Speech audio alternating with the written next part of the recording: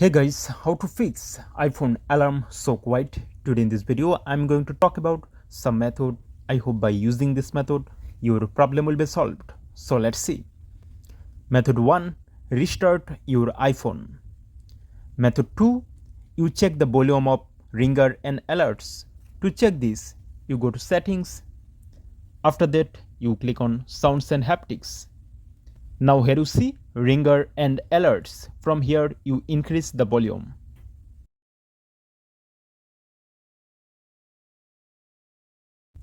So like this way you can increase the volume. After that, here you see the option change with buttons. You turn off this option. Okay, done. Method 2, check iPhone alarm sound.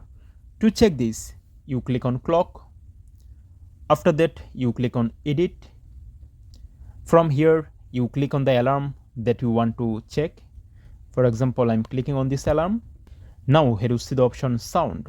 You click on this and select alarm ringtone. After selecting alarm ringtone, you click on save. Method 3, turn off Bluetooth in your iPhone. To do this, you go to settings. After that, you click on Bluetooth. From here, you turn off Bluetooth.